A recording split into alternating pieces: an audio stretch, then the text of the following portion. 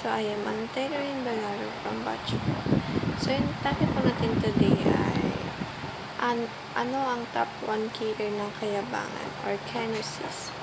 At ang scripture po na ipinahagi sa ating Pastor Russell ay matatagpuan sa Philippians 2 verse 5 to 8.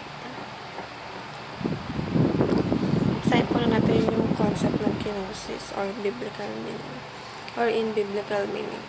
The kenosis theory teaches that Jesus gave up some of his divine attributes, such as omniscience, omnipotence, and omnipresence.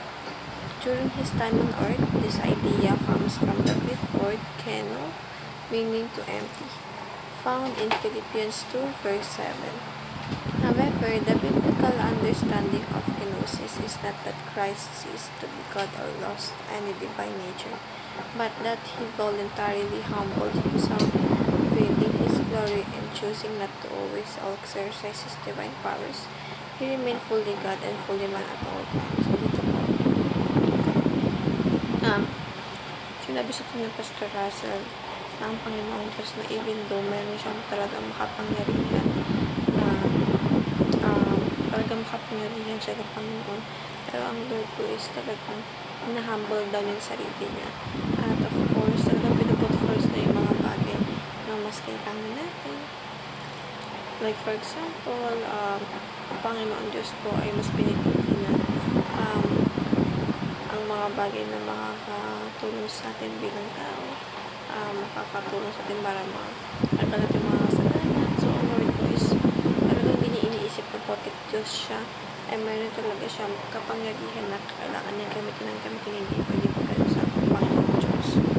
Kaya dito, mas, alam mo yun, dito mahirap na napakatakila ng Lord. Sobrang disiplina niya, sobrang perfect na sa lahat ng aspeto ng salitang magagandang bagay.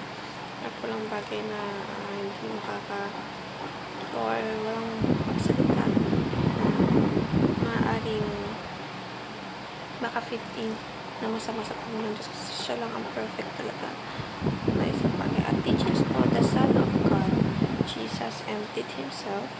The empty was addition, not subtraction. The humility of Jesus builds our pride, and applications are examine if pride is growing in your heart.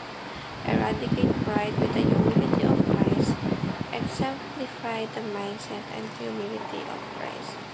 So, dito po, syempre, mas pinapakita sa atin na kung ang Panginoon Diyos ay kaya mag-humble or kaya mas ipakita yung pagmamahal sa atin. Dapat tayo bilang tao is kaya natin gawin ito sa Kanya. Hindi man para sa Kanya lang, pero gawin na rin sa mga tao na sa kinasasakupan natin. Lalo na ang gusto ng Lord ay talaga naman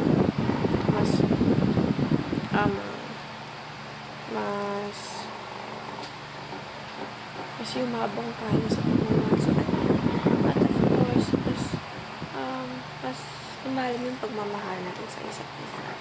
So, ganun po, tayo mahalin ng Lord. Kaya sana matutuloy tayo na ibalik sa Kanya lahat ng bagay na deserve niya. At talaga naman at the first place ay para sa Kanya. At matutuloy tayo gawin sa ibang tao ng pagmamahal na ginagawa natin para sa pamilya natin. Hindi lang sa mga tao kagustuhan natin, pag na rin sa mga tao kailangan natin ay nagpapagpapagpapag ng Panginoon Diyos. So that's all everyone. Thank you and God bless. Bye.